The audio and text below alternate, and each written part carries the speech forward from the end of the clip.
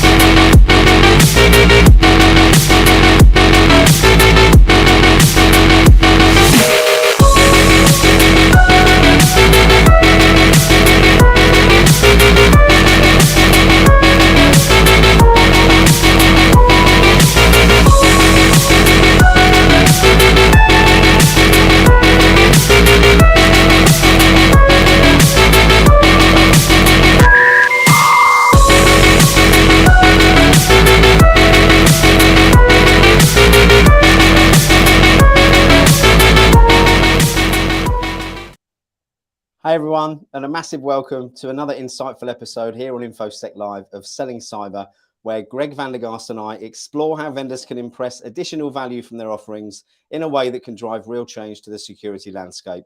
Before we start though, I'm your host Simon Linstead, and sharing stories and best practice over the last few months has led to over 10,000 hours of our content being watched on YouTube by you, our amazing subscribers. So a huge thank you for your engagement, and thanks to your support, it's also led to the launch of our in-person community-driven events, both in the UK and the US, with a focus on knowledge sharing, networking, and no sales pitches. Check out our events page for more info. Link is in the description. With our next event here in the UK next week during InfoSec Europe at the Ivy, sponsored by Next DLP. We are a complete sellout for that one, but we are heading back over the pond soon to Tampa and Stafford, Virginia, with sponsor options still available. So if you're interested, drop me a message. Happy to give you more information about that.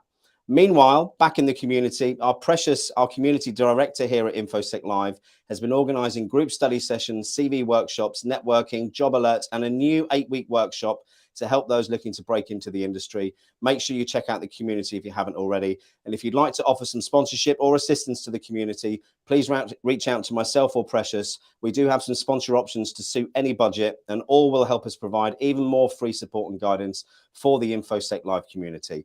But if you don't have the time and you still like to support the wider InfoSec Live community, or indeed just buy me a cheeky decaf coffee, we do have a few ways you can show your appreciation. Here on our YouTube channel, you've got 3 tiers of membership, allowing you to show your support in any way that you can. But whether you join or not, being here and engaging with our content is what really matters. So if you're watching this live, please do like and subscribe. We want to make these interactive, so make sure you drop those questions in the chat. I'm going to stop rambling, wipe my very sweaty brow with a towel, and bring Greg on and get stuck into selling cyber with a very special guest. Here he comes.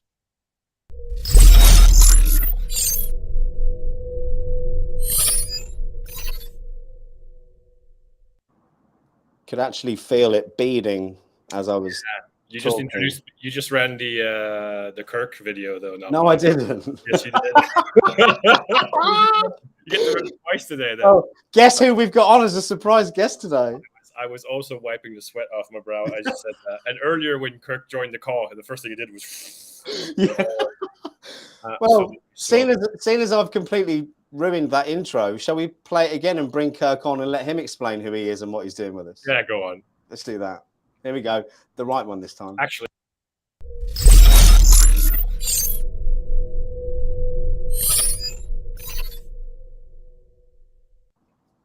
Just can't get the buttons right, Kirk. There you go. Introduce me as you, so we thought we'd just bring you on right away, Kirk. Yeah. Why not?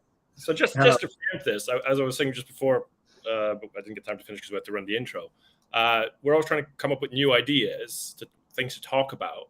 And one of the things that I've come across kind of trying to advise people on their sales stuff is the audiences and the industries and how much they actually vary and how much the approaches vary. And I thought, okay, maybe we need to do like, how would you sell in financial services? How do you sell in education? And even there's exemptions or exceptions on how you would, organizations differ. You could have like financial services, a big bank like Barclays. You could have financial services, Bank of England, which is state run, so very different structures, very different process. And for education, I thought of Kirk from Tailor, and hoping you could give us some insights about it all. So if you could just go ahead and introduce yourself and tell us what you do, basically. Great, thank you. So impressed, by the way, the graphics and the videos, very impressive build up to the discussions. So let's hope we match up to that expectation.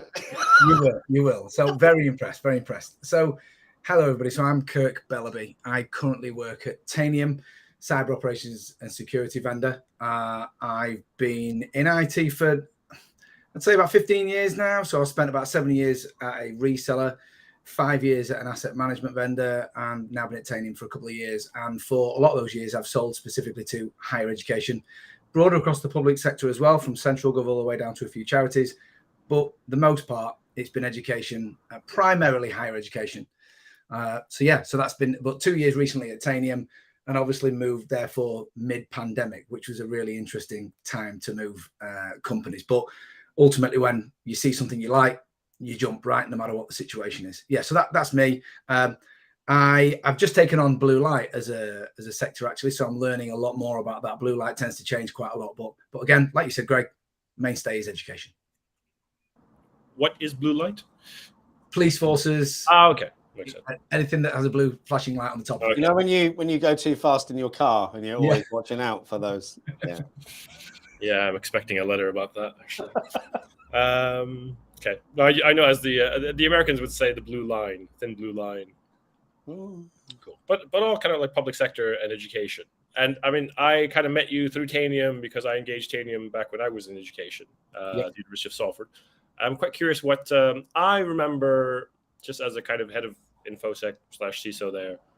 I remember that being quite different from like a bureaucratic standpoint. A lot of committees, a lot of this and that. Yep. So what makes selling in education different than selling in other areas? Yeah, so new experience, I realize, but it's very different. It is very, very, very different. And even I think some of my colleagues would admit when I came to Tailor, they maybe would think at the beginning, well, it can't be too different. And then when you're 2 years in, people go, I get it now. I really get it. And I think, first of all, the main thing, because you can forget the technology, you can forget what you are as a company. If you do not bend yourself around how education work and how they buy and how they operate, you will not be on the phone. You will not be carrying out a demo. You will not be in the meeting room, and they won't answer your LinkedIn messages if you don't bend around the way they work. So, for example, they have specific frameworks. They like certain license models. So you'll remember, Greg, Salford University. You're talking many different networks, and you're talking lots of different subnets. You're talking lots of different, whether it's visitors, guests, staff, alumni, students. Their license count for certain products goes up and down each year, depending on the intake, depending on how many staff they've got, FTE, whether certain vendors change the way they operate. So everywhere I've gone, I've sat down with the pricing teams, the licensing teams, and said, if you really want to take this market seriously, this sector seriously, you have to look at specific license models, and also maybe put a few more modules in the bundles, and actually look at different services that you will offer to these places, because they definitely do not operate the same as everybody else. And also, they get big discounts. So even right down to your Microsofts and your Adobes and your Citrix and the likes of, they get big discounts. Some of them you're talking up to 90% off list. Wow. So again, when you arrive at a vendor, were you supposed to say that out loud? Yeah. Then when you arrive at a vendor and you sort of say, this is where you need to be as a price point, some pricing guys go, no, that's, we are not going to that, because we've never done that before. It's not the way we operate. And that's where I sometimes come in and say, I get it. But if you look at the market and you look at, let's say, approximately 150 universities in the UK, and then look at the size of the universities, especially the larger ones, and you look at how many devices they might have and the size of the market, it's a large market. Okay, it's not as big as councils and NHS, but it's still a large market. I think as well, linked to the way they work, you have to really understand the frameworks, because public sector are very unique. They will only buy in certain ways. And education specifically, they use different frameworks as well. So like, for example, in the UK, they'll use the Southern Universities Purchasing Consortium, or CHESS through JISC, or HTE. There's tens and tens of frameworks that people will use. And if you find yourself on no frameworks or working with no partners with no framework connections, you won't see the tenders, you won't get invited to the table. When I arrived at Tailor and something similar in a previous role, we're now on what's called a chest agreement, which is under an organization called JISC, a not-for-profit that delivers services. Straight away, as soon as we got on that agreement, which took us a while to get around, by the way, people then go, okay, I'll speak to you now. They maybe will say, I've heard of your product and I've heard it's really good, but that's not the problem. The problem is, once I look at your product and you show me that it's good, I'm going to have the biggest headache possible purchasing it. Yeah. That's my biggest headache, because if I'm a technological person, I will get the technology, but my headache is purchasing and finance and budgets and constraints. As soon as we put our hand up and said, we're on the chest agreement, right, okay, I'm available next Thursday, sort of thing. So it's all about that. It's not just about being on the framework. It's that what gets you to the table, gets you to the next point of the conversation. Is there an element of, I got this perception, it might be a bit wrong. So, for example, JISC is quite well known in education. A lot of people kind of rely on JISC a bit to be advised on what they should have and what they should be doing and what the trends are. Like, I feel like JISC just organizes like conferences and kind of guides the education sector a bit and their technology needs. And it's kind of like, well, what does JISC recommend? What does JISC have in their portfolios? And that kind of puts them at ease a bit. Yeah, because it shows if JISC has taken something on board, it means they've carried out an assessment, and there must be a certain amount of organizations that are interested. It's fit for education. In other words, sort of go with the sheep a little bit. And right, why is everybody going over there? There must be some merit to actually having this discussion. So you are absolutely right. Yeah. I've got a question here from Prashant, which I think is a good one. So why do vendors only want to speak to the decision makers and not demo the products to the security analyst and use them as the influence to get the product into the organization? So I love that question. This is where I have to be careful, because I work for a vendor, right? So these are my opinions and my thoughts, not the Daniel's thoughts. So it's really interesting, because there are a few things out there called sales methodologies, and there are a lot of companies, mainly Americans, that will create these sales methodologies, and they're usually lots of letters, big acronym that mean something. So you've got MEDIC, you've got what's the other one that made you popular? I can't remember it. Command the message. And what it's all about is, it's about trying to teach people like me to speak to the decision makers, understand their pain, make them realize their pain, reiterate the pain, and then never talk about the product or never demo the product really quickly. But then on the meeting number 2 or meeting number 3, when you've sort of got into their inner chimp and you've made them admit what their issues are, they then want to see the product. I'm a little bit different to that, where I hope my bosses are listening. When you have a product that is visual, that is really impressive, that is something that technology people get, show them the product early. I mean, how many people want to hear me who know that I'm an account manager, I'm the commercial guy, I'm the guy that's going to be chasing them for the PO? They don't want me to show them the tech. They want me to do a bit of an intro on who we are for 10 or 15 minutes, and then wheel in my really, really good technical contact who's not sales targeted that will demo the product. And where I work right now, I believe 100% that every time you show them the product, and you might be able to vouch for this, Greg, when you see it, you go, that's different. That really is different. Is this because your product's amazing or your sales engineer is amazing, or is it a combination of both? I think if the product's not amazing, your sales engineer is going to fall flat on his face quite quickly, because there are so many clever people. Yeah. People maybe like Greg that sat in the seat at Salford initially assessing, right? You will pick holes, rightfully so, and ask so many questions. Then your engineer has to be good. Yes, they do. But if you can't go, click, click, click, here it is in the demo, you're toast really, really early. So I'm the guy that reached out and contacted you guys, says, I want your product. And then I had Paul Jackson repeat many times on that phone call, great, we're not a charity. We're not a charity, but we got it anyway. Because I'm thinking, like, one thing I've experienced, like I've found products. I found actually like BigFix's predecessor, Tanium's predecessor, BigFix, like what, almost 20 years ago. And I loved that product, and I was hugely enthusiastic about it, and I could see how it would solve a lot of problems. But because I wasn't a senior decision maker, you know, you weren't going to get a sale through me. Basically, I mean, I ended up like lobbying. But you know, I was not the best person to sell that to because I simply didn't have the power. Yeah. So I think to answer Prashant's, or a different perspective on Prashant's question, is also you have to be considerate of the sales organization's time. Like you might find some really enthusiastic technical people who love the product, but chances are 1 in 10 of them is going to be able to convince the organization to sell. And I think what they call, so in sort of our field, what they call, I've noticed there's a lot of questions. So if you want to stop me and go to the questions, that's cool. What I noticed a lot of people say as well is they use the phrase champion. Have you got a champion? And when I explain what it is to people, they go, yeah, well, that's understandable. But you've got to then test that champion. How are they a champion? Will they give you access to the power? Will they share information with you? Will they respond to you in a timely manner? Because if they won't do all those things, they're not a champion, and they're not willing to go the extra mile. So you probably learn quite early that you're speaking to the wrong person. Right. Shall I bring some of these questions up? I mean, Elsa's asked a question. I think she might have jumped in after you'd mentioned the fact of the hoops that you had to go through to get on those certain panels within the education sector. She's talking about how do you approach building trust and credibility with non-educational or education institutions regarding the effectiveness and reliability. Is that all down to your name's not down, you're not coming in, to coin a very old song that probably no one knows what I'm talking about? Yeah, so I think a few things. Since the pandemic, it's got much harder to build your credibility because people are at home, they've not got a phone, you've got to rely on email or LinkedIn, people are getting peppered, and it's difficult. And even when I'm sending an email to somebody to try and just talk to them, I'm very aware that they might not read it or they might not want it. I'm very aware of that because they're getting loads. But yes, going back to the credibility, are you on the right frameworks? Are you working with the right partners? That's really important. We'll come on to that in a moment if you want. Working with the right partners. But also, have you got a few references? Now, education love to say, which other universities are using your products?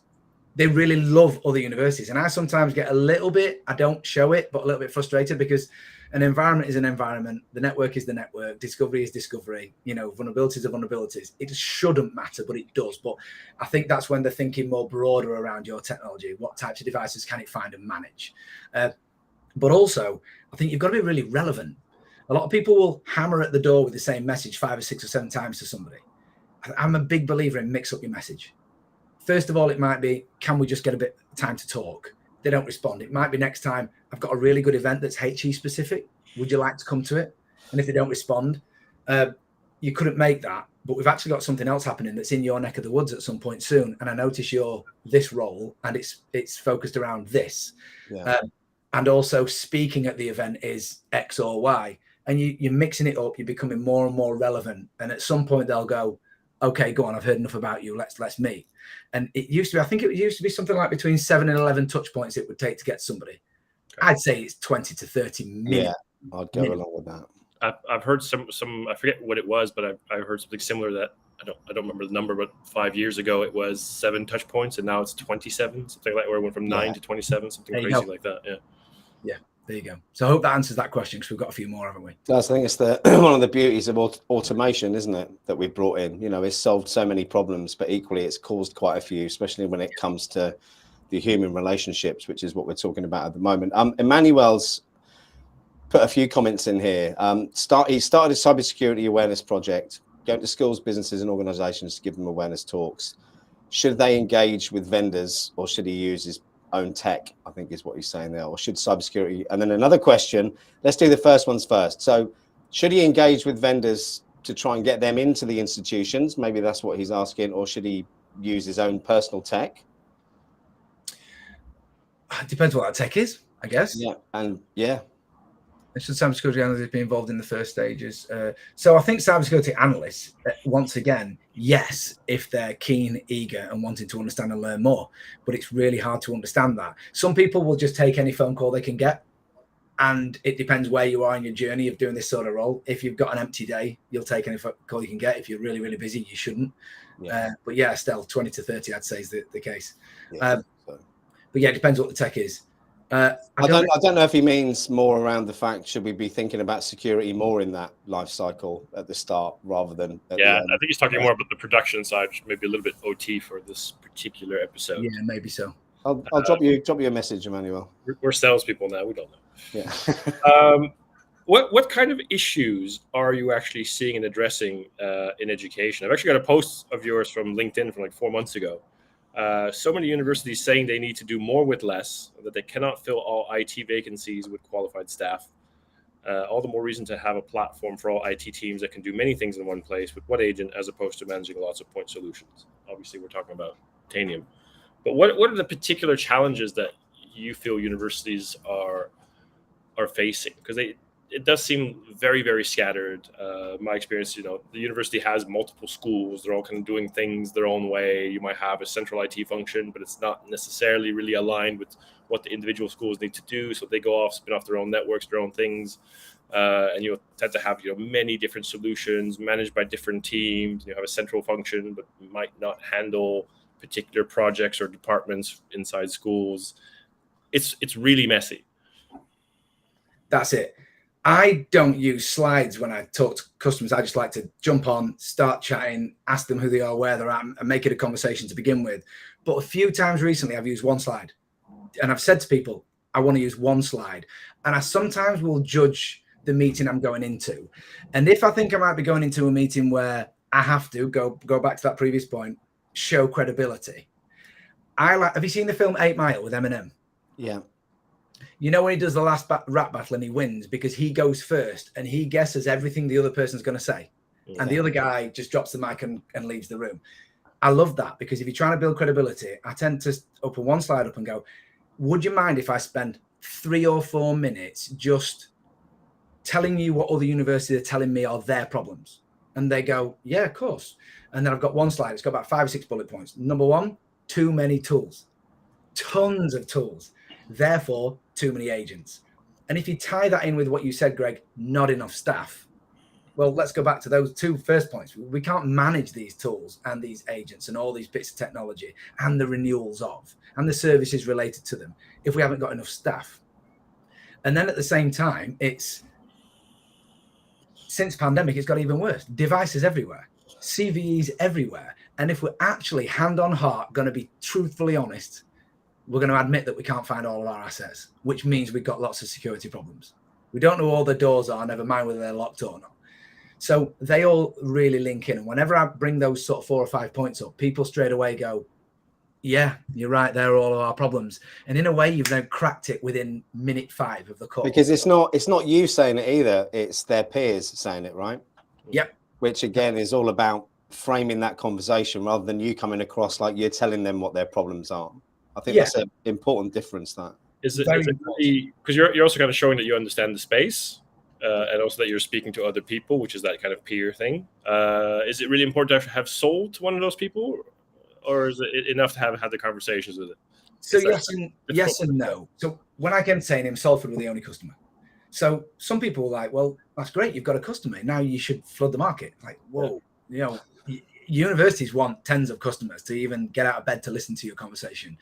So then I come back to all the other things. You've got to be relevant. You've got to have something unique. You've got to have a framework. You've got to have the partners. You've got to go to the right events. And you've got to do all of these things. Otherwise, you won't get to that point. However, we've been doing this for 2 years at Titanium now. And after about 18 months, people all started coming to the table. But I was saying to people, you will very rarely sell to universities in the first year that you speak to them. And there's a big reason for that too. Budget cycles in universities, they won't really buy now. They'll like it, get interested in it, get the price in, and then put it as a line item for next year, unless you've got a big problem you need to solve right now, unless the place is on fire. I was just about to say, if you run a pen test and go to the vice chancellor with her passport and credit card details, that tends to accelerate the process. Yeah. If the place is on fire or the vice chancellor's on fire, things happen weirdly. But ultimately, everybody that I've been working with recently have gone, amazing. I'm going to put a line item after August the 1st. Or if we go back a year, it's happening now. We had 3 universities place an order through Chest a couple of weeks ago in 1 week. I mean, at this point, it's super important for you to have the support of the board, of the team behind you within the organization, for them to understand how long that sales cycle is? Because, as you say, education institutions, government contracts, they're not a one hit and done. You know, it could take a year, it could take 2 years, it could take 3 years. Do you feel, Kirk, that some organizations, obviously not Tanium, aren't giving their salespeople enough breathing space to do that? Or do you think that's a moot point? So I think this comes down to a real pure selling question, I suppose, that you've got to have so many things about you. You've got to, some people don't like when I say this, you've got to work way longer than 9 to 5. As a salesperson, my brain doesn't switch off. I dream about work. And some people on this might be going, are you kidding? No. Why don't you switch off? I don't choose to not be able to switch off. I actually quite like it. And I feel that, yes, some organizations don't give people time, but also you have to hire the right people. You do. So I've been to companies before where they've had somebody selling to the central government, let's say, and they've never sold to central government before. You've not got a black book. You don't know the right partners. You don't know the frameworks, and you don't know the problems. So you've got to spend the first 18 months just learning all that. Yeah. Make sure you get somebody who's spent at least 2 or 3 years in that sector before you take them on, and then make sure you've got somebody who's got a proven hunger record. And I think this brings us on to Elsa's question, actually, which is this one. What are the key factors that differentiate a successful cyber seller from an average one? Not to stop thinking about it and lay awake at night thinking about your targets is one, perhaps, Kirk. Yeah, targets. Let's not talk about that. But differentiate successful from an average one. One is the obvious. No, actually, let me come back to that. Recently, I've realized the 3 T's in sales are so important, and I don't know if everybody's heard of them. So it's timing, territory, talent. It is without doubt so accurate that if you don't have the territory, you won't get off the ground. Because let's say somebody gives you £1 million target and they give you 3 customers to go at, and those customers either A, won't buy for more than 250 grand. I'm making this up, of course. 250 a year, you can't get to them. They don't give you a patch that's got the appetite, you'll never get there. So that's the territory. The talent, you have to be hungry. You have to know your market, and you have to know how to speak to people, and you have to know how to follow up with people. You've got to have the talent, but also the talent, I think, it's just not just you. Staple yourself to really good technical people around you that you can call upon. Pull into a demo at the last minute when you really need them. Take them on site, do a POC, make sure you're really close to those people. That's key to talent. And then also the timing. You've got to make sure that you're selling something that is the right time. And that's sometimes really difficult, right? Look at things like crypto. How the hell, we don't know. But when it comes to things like security and ops and patching and problems, make sure the timing's right. Get those 3 things right, and you'll be gold. Can I just jump in for a second? So first of all, the no such thing as 9 to 5. Completely agree. I think like the salespeople that I know, I missed a call from a salesperson today, and I'm going to call him up after this or at 8 o'clock, and I know that it will be completely normal for me to call him up at that time. In terms of selling, have you ever read The Challenger Sale? I'm reading it now. I haven't read it, but I've gone through training sessions around it. Okay. Because I'm very curious if the challenger sale and actually questioning the customer, making them really think about the problem, if that would work in education or if they're a bit more rigid. So very similar to the sales methodology I was talking about a moment ago. It's meant to be all around, ask them lots of questions and make sure they're all open questions and make sure they can't shut you down quickly. Well, in an ideal world, it makes total sense. But I'm quite a fluid, off the cuff kind of guy as well. So I don't like to be put in a lane and told you have to sell like that, because that's not what I'm like as a human. And I think if you force a book or a methodology on everybody in your environment, you never in a million years are going to get them all to sell like that, because humans just aren't like that. I think that the other problem there, Kirk, is you end up creating clones of the same type of salesperson, and everyone who you're selling to is completely different as well. Well, imagine that we all phone the same CISO of an organization over a space of 3 weeks, and we all ask them the same sort of questions over and over again. They're going to be like, what Kool-Aid have these guys been drinking? I think that's what happens, isn't it? The challenge of sales approach is more about it's making the customer think. So you can ask very different questions and make them think about very different propositions. Yeah. It's just a question of making the customer think, making them really think about their problem, what else they could be doing. and basically providing some insights throughout that process and making them kind of like wake up to the reality. And that is having that talent for asking those open questions, Kirk, which you alluded to before. I think what you can do is you can maybe go full challenger in the likes of, but then maybe if you need to dial it down a bit. So your questions could be like, so what does that mean to you if that doesn't happen? Like really little questions, and just then stop and know when to stop. What does that mean for you in your role as CISO if you can't find? But I think what you've got to be careful as well is you don't ask really obvious, stupidly obvious questions. What does it mean if you don't patch your software and cyber people can get into your network? You know, like, come on. Yeah.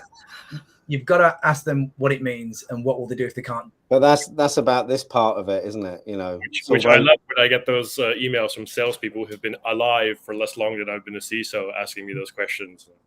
I think it's back to listening skills, though, isn't it? Being able to listen and actively listen and relate your response to what the people have actually been talking about rather than the script that you've got on your desk. And Estella made a comment earlier saying bang goes, you know, entry level roles. I don't think it does. I think I'll give you an example. My eldest son's 23. He's doing some business development work for travel companies at the moment, but I'm bringing him in to give me a hand with some cold outreach. And I think if you're new to the industry, you can still help find the doors that can be opened.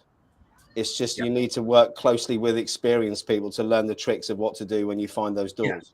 Yeah. And I think a few other things as well linked to this, and I'm sort of keeping an eye on the chat. So again, if you want, just stop at any point. What I think, personally, Kirk thinks, not Tanium, is that the marketing email approach is virtually dead and buried, because look how many emails people are getting nowadays. Big thunderstorm at Greg's house. Close the window, batten down the hatches, Greg. Look, imagine you're getting sometimes 15 messages from salespeople a day, which some people are telling more than that. But then you're also getting marketing emails that are 4 times longer. I always make my emails really short, whether it's a follow-up, whether it's a thanks for the meeting, I hope you enjoyed the webinar, or whether it's an introduction. They're always super short. Because I always say to people, if you looked at your own Hotmail, Google Mail, inbox or whatever, and a massive email comes in that quite blatantly is marketing email, how many times do you read it? Never. 1 in 100? Yeah. 3?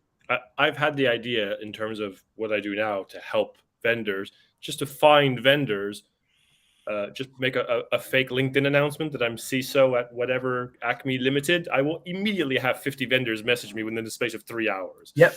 Yeah, so, and Jason's right, by the way. He is right. I'm glad you've picked that up, Kirk. Yeah, I'll let you mention it. But the thing is, don't ask the really cliche things. However, sometimes asking the cliche things when they know you're having a laugh and joking around to create that friend finder, that rapport, twist it to your benefit. Yeah. You know, so if you're getting on already, come on then. My sales book tells me to ask you what keeps you up at night. I mean, that's just reading the room though, right? That's 100%. Yeah. So there's a question here. Do you mind if I bring it up? Where is it? Jason also mentioned that he found Challenger works best in established markets. With it being a process, sales process and methodology are different. Completely agree with that. The question is, I'm sure there was one. I can hear the people outside getting soaked, screaming. It's strangely satisfying. Throw them an umbrella up. The life preserver. How do you handle objections and skepticism from potential clients regarding the effectiveness or necessity of cybersecurity solutions? So I think there's 2 parts to that. Skepticism, but then secondly, it's the cybersecurity element to it. The second part first, if you don't mind. You've got to make sure you're speaking to somebody who gives a crap about cybersecurity.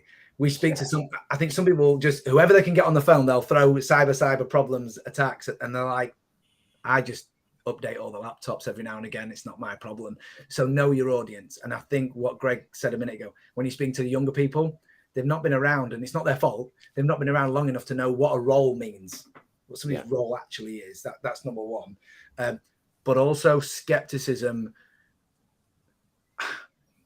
I think you've got to know your product. Some people will say, no, you don't, Kirk, because Ben and Steve and Ian and Sarah behind you, all the technical people, they know your product. No, wrong. If I get on a call with let's say I don't know Greg, and I get on a call with Greg and he picks up and I've got a minute of his time, he's going to roast me if I don't know what I'm talking about. I know he would. And I like that as well, because when I get a call from somebody, I sometimes stay on the phone for a bit, right? It's fun. I learn what to not say. If you can't handle 5, 10, 15 basic objections, you're never going to succeed.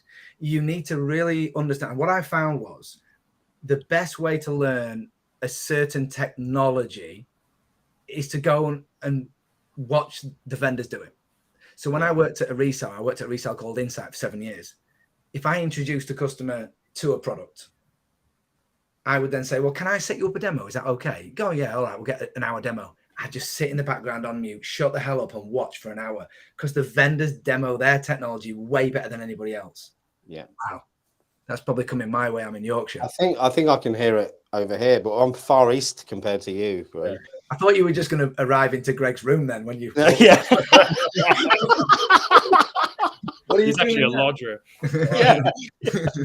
So yeah, I think it's really important that those people who just go, oh, I'll introduce you, so I get a lot of objections like, well, we've got Microsoft Defender and SCCM, so why do we need Tanium? If I can't answer that really basic question, I end up going, I don't know. Thanks for your time. Bye.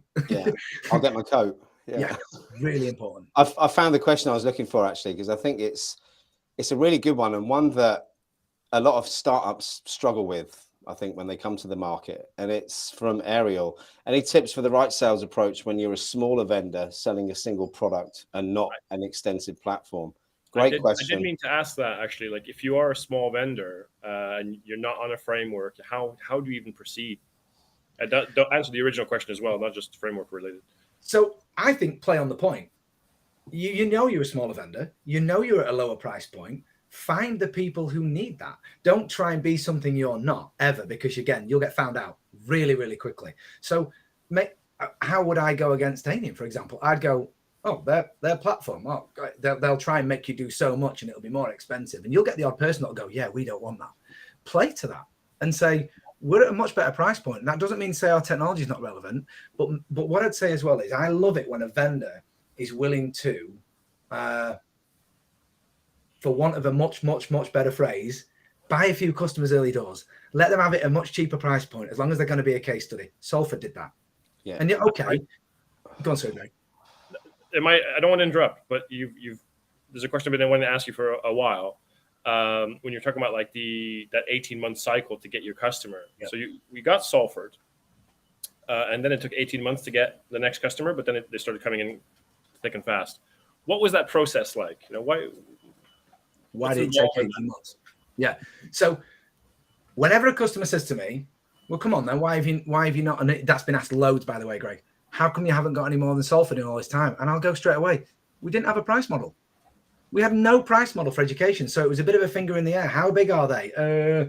How many devices have they got? Well, they don't really know. That's one of the reasons they're knocking on our door. How much is it? Well, what modules do you want? Do you want it in the cloud? So we didn't have, you go to Microsoft today, they have got a perfect education price book for all the universities of different sizes, right? Tanium didn't have that. And it's not because they were doing a bad job. It's just focusing on much, much, much bigger customers, like defense customers, banks, all those people.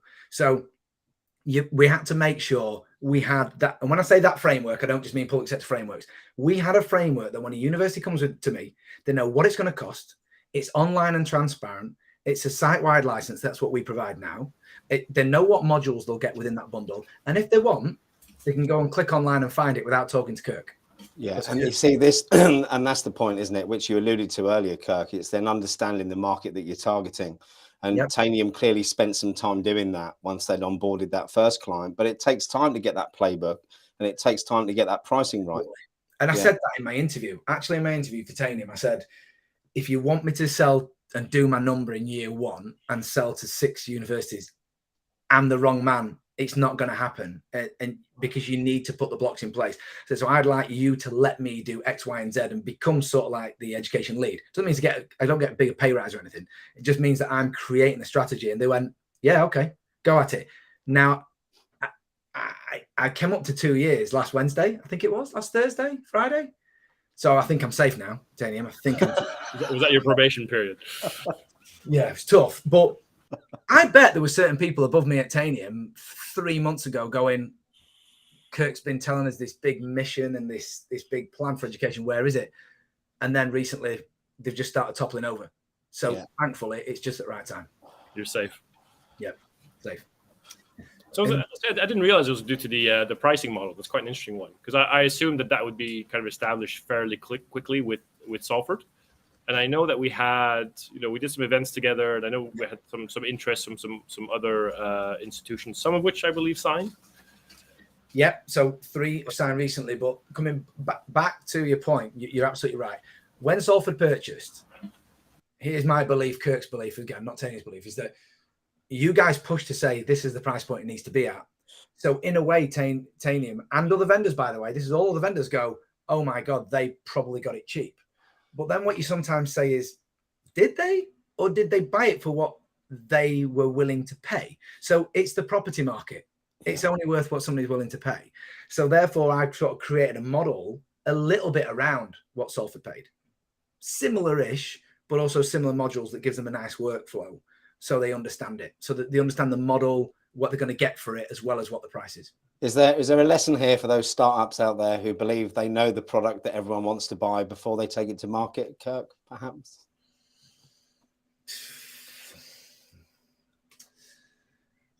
Yeah, I think so. I think because some people have their own product, right? They believe so much in their own product, and rightfully so. You will only sell if you believe in your own product. But sometimes you believe in it so much.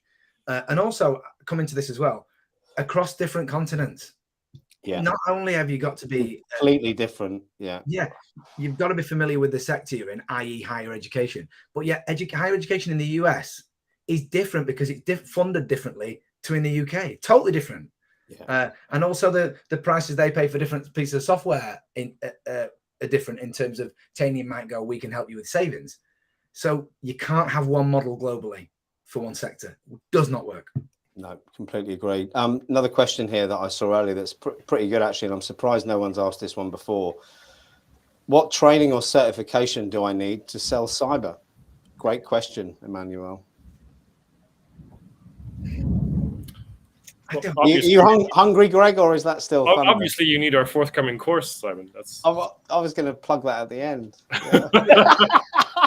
I think it does it. I mean, I put words in your mouth here, Kirk. I'm not. But I am adding the pricing model to the curriculum. Yeah, I'm not a cyber sales person, but I've been in sales for like 33 years, and I think it depends what you're going to be selling. Yeah, would be my answer to that. Well, there's different elements of cyber, right? Cyber is bigger than it used to be. However, full disclosure, I don't think I have any accreditations. I don't think I've taken any training. But what I would say is, somewhere I worked before was an asset management vendor. So that gave me a stepping stone into Tanium, because Tanium does operations and cyber. It's all about finding it, understanding it, then protecting it. Yeah. So that's a good stepping stone. So what I would say is, if you go through your career, make sure that you're trying to link it. Some people go, oh, no, I'm sick of this, so I'm going to go left field and go somewhere totally different. Well, sometimes you then give up all of what you've learned somewhere else. So maybe go somewhere that's got some nuances, but some similarities. I would say for sales, obviously, you need to be good at sales. You need to, personable, have the charisma and all that. You need to not bless you. Yeah. Thank you. I hope you can hear me okay. It's absolutely pissing it down with lightning and everything. Yeah, we can hear you. The water's already up to the pavement on the street. Oh, dear. You're on the second floor, though, right? Know your product. Yeah. I've got half an hour left for that at this rate. Definitely know your product. Understand security in terms of not just your product, but the whole kind of what does a CISO go through? What are the priorities? What does a program look like? Where is your offering going to fit in? Where does it sit in the kind of landscape? It's not just it does this, but it can maybe displace that, create some value here or there. And then I think the final thing, which is the purpose of this, understand your market and vertical as well. It's not just the problem, but it's the space, the frameworks, the mentalities, the organizational structures of your particular space. That's what comes to mind for me. So one phrase that I sort of found myself saying in my previous company quite a bit was polite persistence. And I'd not heard it before. I sort of it just came into my mind, and there was a bit of a joke made because I'd say it every now and again. It was like I coined a phrase. But I feel it's so true. Polite persistence, because you have to be persistent. And okay, there may be customers out there that think you're way too persistent to the point where you're annoying, but you never know. So I would say if there's any customers on here now that are biased, please believe that some salespeople don't actually know whether you're ignoring them, seeing every message, whether they're going to spam. So if they message you again, don't just feel they're annoying. Feel that they might not know if they're reaching out to you and getting to you. So you have to be persistent, because at the same time, what I'd say is the customer's thinking I might be annoying, but behind me, I've got a company that says you won't be here in 6 months unless you do your job and hit your numbers. So you like the sandwich in the middle, but also you have to be polite. Now, I'm sure that everybody on this call at some point has said something, somebody on an email or a phone call, that they wish they hadn't have done, and maybe they've gone a little bit too far. Every week for me. Yeah. You have to be as polite as humanly possible, because the second you step out of line, you'll be blocked. They won't respond to you. I've been into customer meetings rooms and there's a list of phone numbers on the wall, and it is do not answer phone numbers.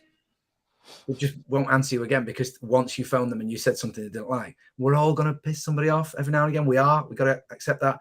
But polite persistence for me takes a lifetime to build a reputation, and one phone call or email to destroy everything. 100%. Yeah. Really does.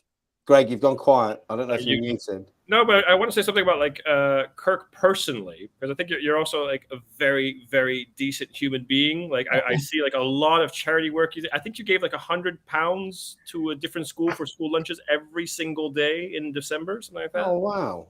So, yeah, I won't make this too long, but at the beginning of the pandemic, I was sat in this room looking out the window, still being paid, working for a vendor. And then we saw on the news, didn't we, all the time, people that were just struggling, lost their jobs overnight. And I just thought, you know what? I'm going to start asking people for money. So on Facebook and the likes, I just started saying, I want you to donate and I'll do the running around. I'll put my mask on. I'll go to the shops. I'll fill the trolleys high. I'll deliver them to the food banks because we had a bit of time, right? I'll go and do it. I was so shocked. People turning up at my door with bags of food. People putting money in my bank. I've never had a Just Giving account. People just giving me money here, there, and everywhere. And I did that for about 18 months, every now and again, just dropping off like £200 worth of food to one, £200 worth of food to another. And some people are just crazy generous. They will drop money in your bank and go, just dropped you some money. And you're thinking, oh, 10 quid, 500 quid. I'm like, oh, wow, really good people. But then after a while, I realized I was using the same people for donations. So I then started doing a couple of things. So I got on my bike and I biked from Gould to Hornsey on the East Coast and back overnight on mountain bikes. And we had a few beers as well, which made it a nightmare on the way home. And then also I then said, I'm going to change tack. So instead of, because I know some people that would think, I don't want to give to food banks because I bet they can afford to smoke Sky TV, Sky Sports. You know what I mean? People are skeptics of what food banks are about. So I switched it to do, I'm only going to donate to primary schools where children have not eaten in the morning when they get to school. Because I've got an 8-year-old boy. So I'm like, he eats like you wouldn't believe. I don't know where it goes. So these kids that don't eat till noon kills me that. So I said, right, okay, I'm going to switch tacks. I'm going to give £100 to a different primary school every day for as long as I can. The donations just started coming in and coming in. And when sometimes I go out for a ride on my bike at lunchtime, knock on a primary school door. They look at me like, who's the dude in the helmet on the bike knocking at the secure door? Let me in. And I go, do you run a food bank here? Or do you do, a breakfast club in the morning?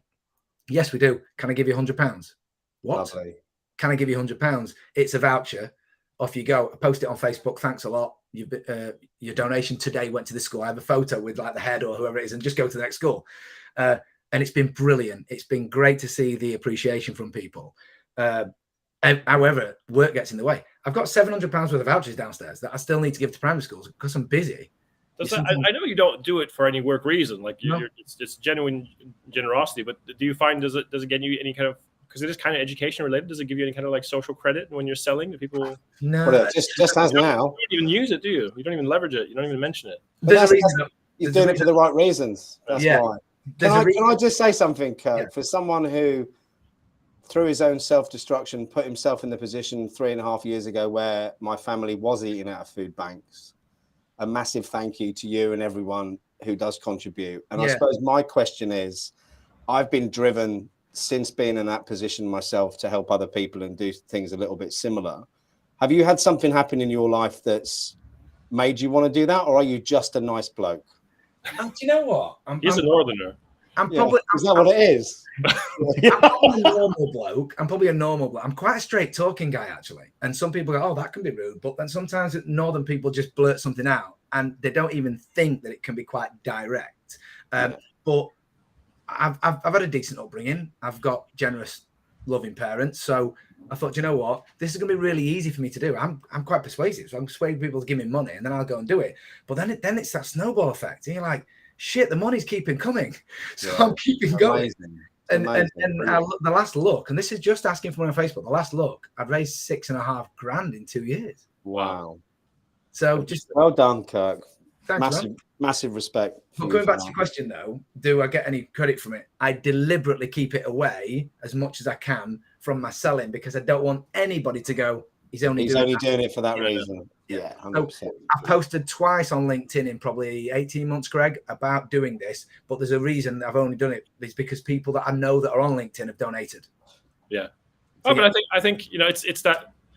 I think it's a really good example. So I think it's good that you share it so people, it kind of normalizes it. Like, hey, people do this. You have people who, pick up a can off the street and they go do a LinkedIn post about it. How that's different. They are, whereas you're doing something really, really genuine. Yeah. I think it's nice to show that, you can do this and might inspire other people to do it. Yeah. A kind of related question from Dominic: on a scale of 1 to 10, how honest does a sales vendor need to be? I would like to think we'd have to be honest. But... That's a really good one because I have worked alongside and with some people that they'd kill their own grandma for a sale. Glenn Ross, is it? Oh, it's horrible. And I tell you what I've noticed though with selling technology, you've got to be careful because your reputation is everything, number one. Yeah. But number two, you will get found out quickly because guess what? If they buy it, they're gonna start using the technology.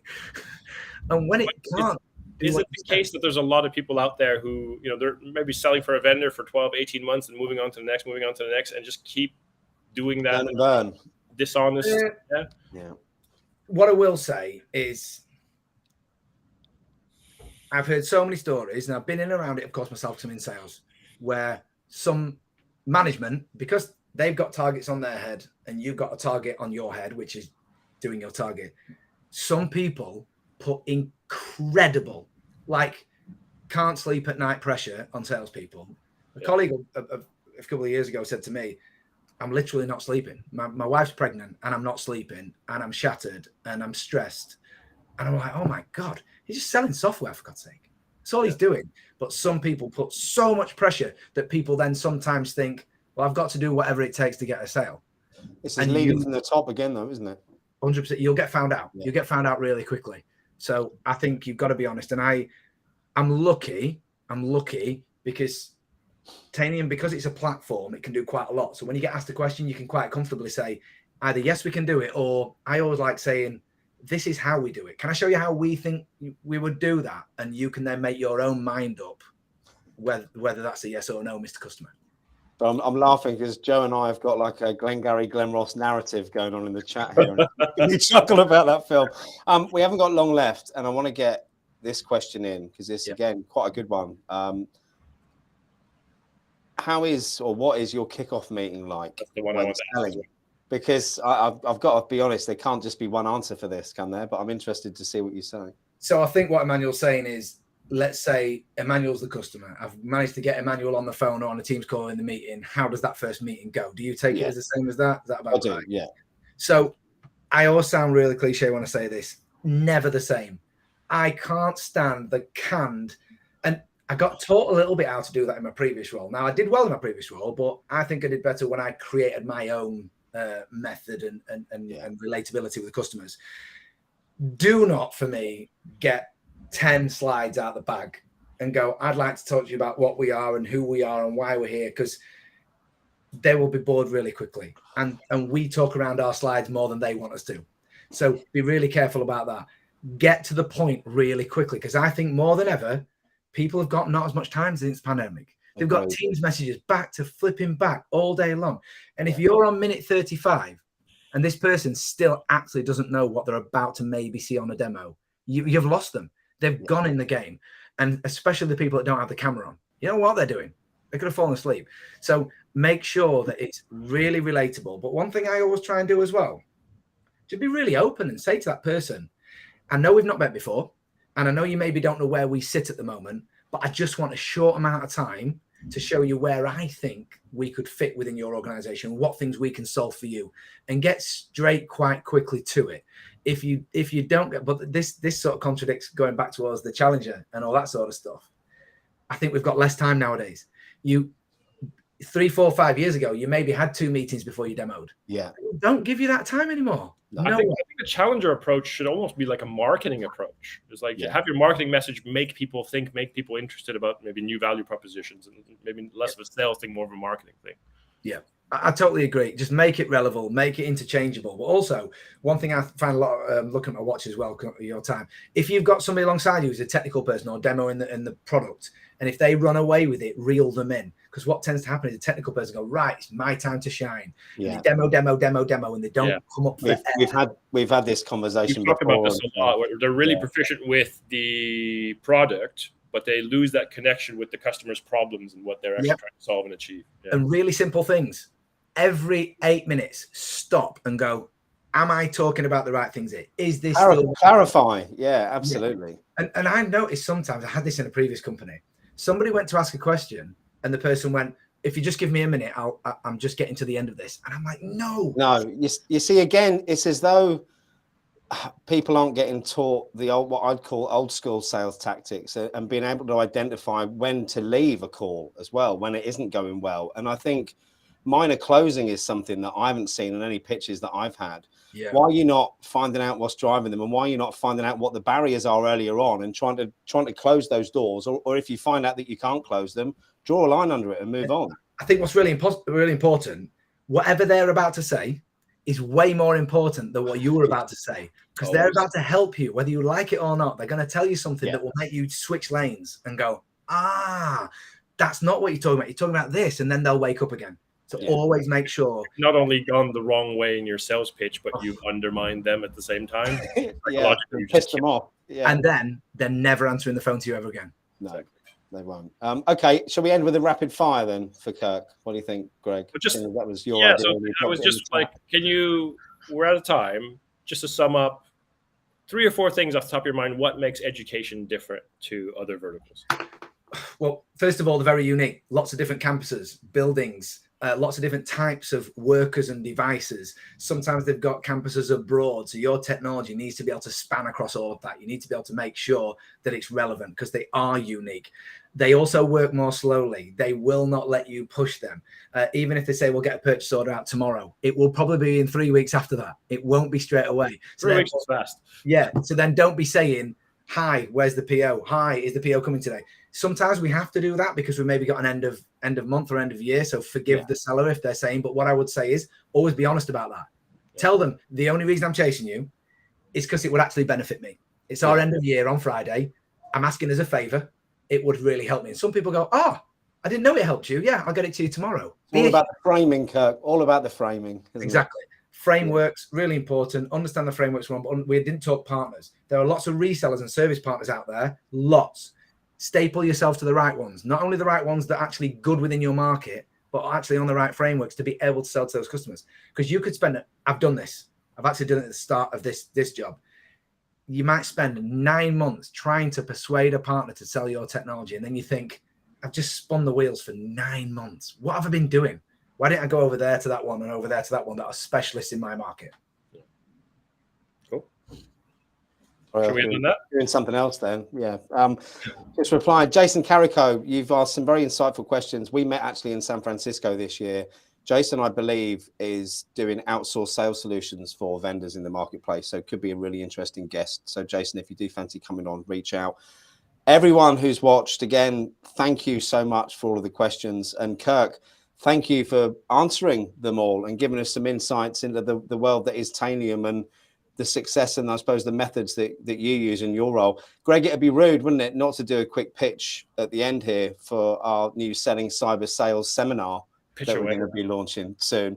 So we're going for mid-September. Greg and I are catching up this week to get some finer details on it. 2-day residential course on selling cyber.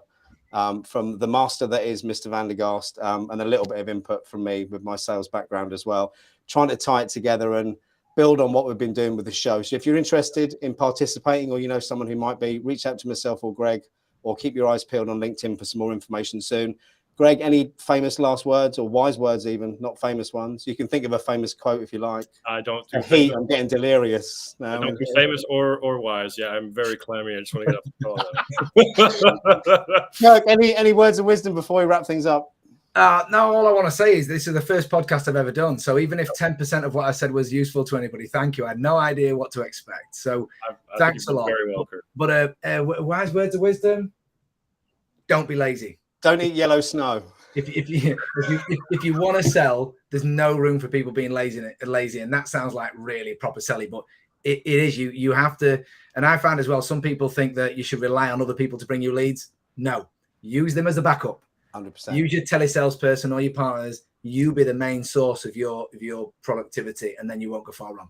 Completely agree. Thanks, Kirk. And for those who are mentioning, don't leave those of us in the US without sales training. Oh, don't you worry.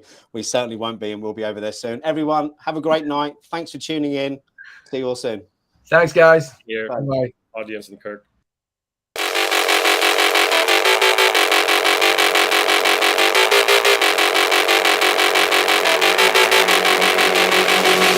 Thank you.